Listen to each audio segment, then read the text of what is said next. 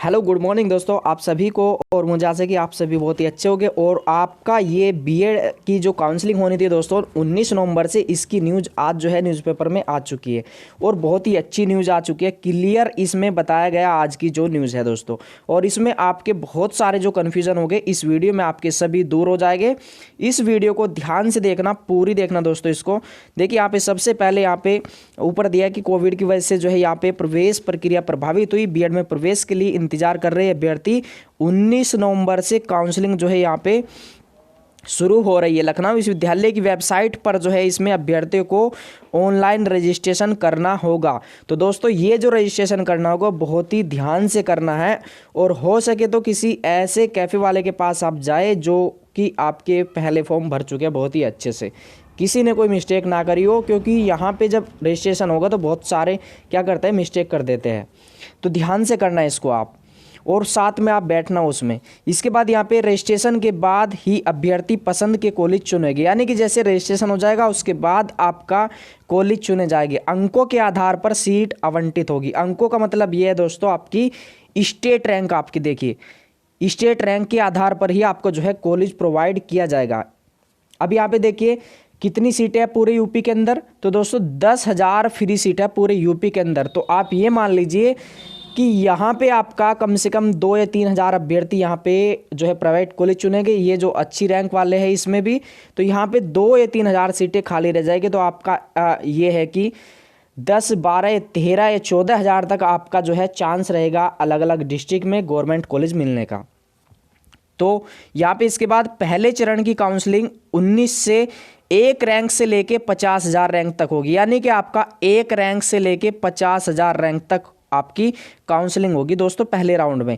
अगर जैसे 2017 में किया था, 2018 में किया था दोस्तों, उस समय क्या था दोस्तों, यहाँ पे ऐसे होता था कि 1 रैंक से लेके पहले दिन 10,000 रैंक तक जो है वहाँ पे काउंसलिंग कराई जाती थी, और सभी को लगभग जो इसके योग्य थे उनको सभी को गवर्नमेंट कॉलेज मिल जाता था।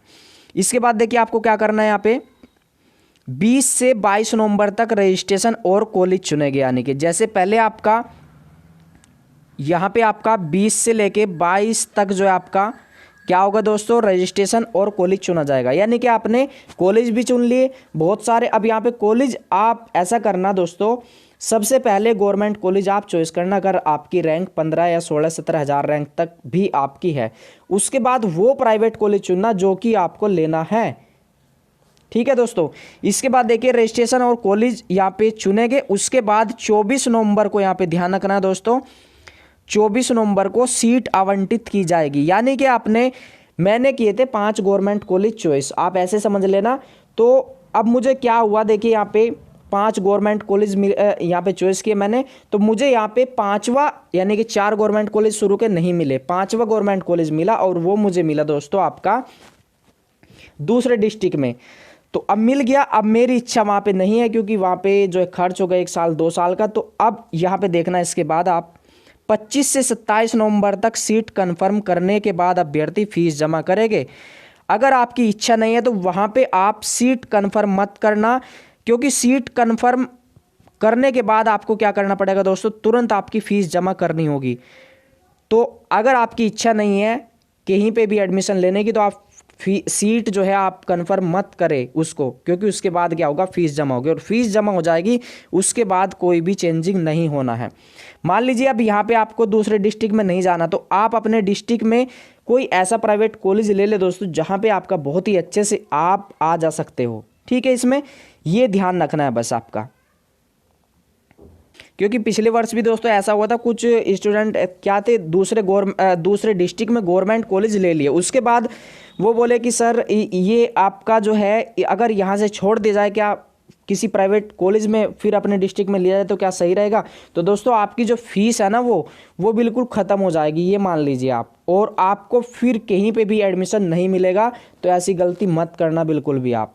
इसके बाद यहाँ पे दूसरे चरण की काउंसलिंग 24 नवंबर से होगी, और इसमें 50,000 रैंक एक यानी कि आपका 50,000 एक रैंक से लेके 1,40,000 रैंक के अभ्यर्थी शामिल हो गए यहाँ पे।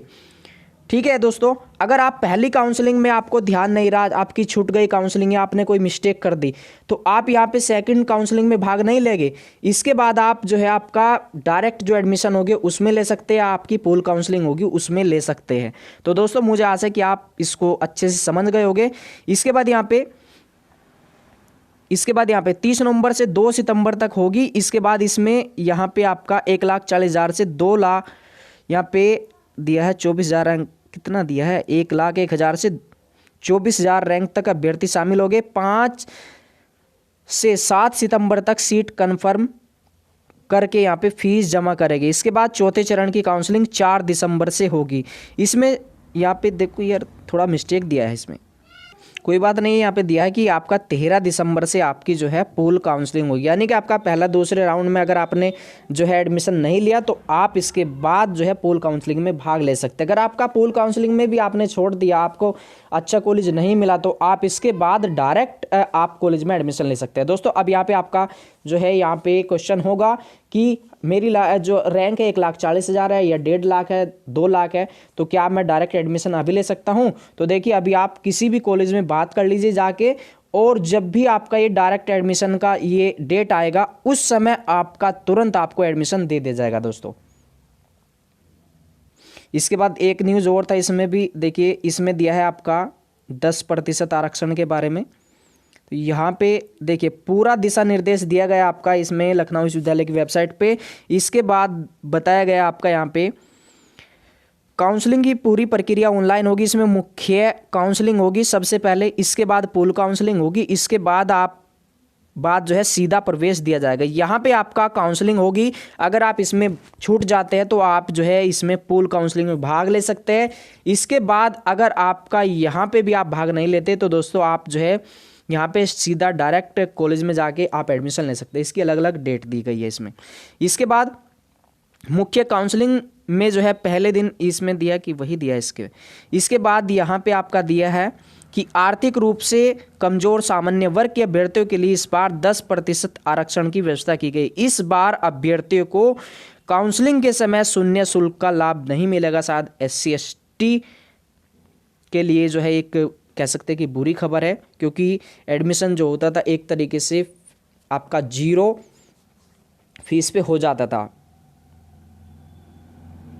और दोस्तों अब ये देखिए आपका ये काउंसलिंग शेड्यूल है, अब आप इसको अच्छे से देख लीजिए कि आपकी काउंसलिंग कब कब होगी। देखिए आपका रजिस्ट्रेशन 19 से होगा, इसके बाद 20 और 21 को जो है यहाँ पे रजिस्ट्रेशन होगा और चॉइस फिलिंग होगी। कॉलेज चॉइस करेंगे आप, ज़्यादा से ज़्यादा करना। अगर आपको अदर डिस्ट्रिक्ट में गवर्नमेंट कॉलेज ले सकते हैं या आप रह सकते हैं वहाँ पे तो आप ले लीजिए, है ना, इसमें क्योंकि फ्री होगी गवर्नमेंट में तो आपकी वैसे। इसके बाद आपका कॉलेज चॉइस फिलिंग होगी, इसके बाद जो है आपका अलाउट होगा, यानी कि आपका कॉलेज मिल जाएगा। अब कॉलेज मिलने का मतलब ये नहीं कि आपको एडमिशन मिल गया। अब यहाँ पे होगा क्या, आपसे एक बार सीट कंफर्म करने को बोलेगी, लास्ट चांस कि आपकी इच्छा है या नहीं है। अगर आपकी इच्छा है तो आप फीस जमा करें, अगर आपकी इच्छा नहीं है तो आपका ये जो है ये आपकी सीट कैंसिल हो जाएगी दोस्तों।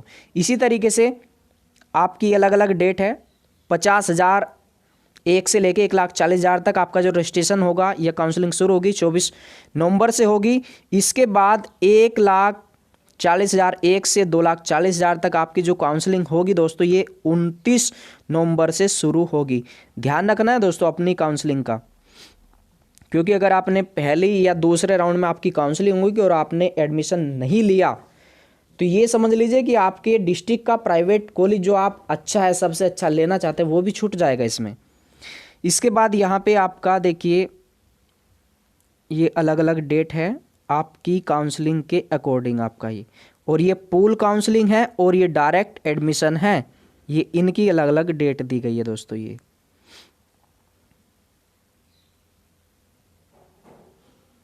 दोस्तों मुझे आशा है कि आप इसमें जो है ये प्रक्रिया है आप अच्छे से समझ गए। और साथ ही साथ देखिए आपकी जो बैंक डिटेल है, आपका अकाउंट नंबर होगा दोस्तों, ये आपकी जो लगभग 7500 या 5700 के आसपास ये आपकी काउंसलिंग फीस होगी स्टार्टिंग में।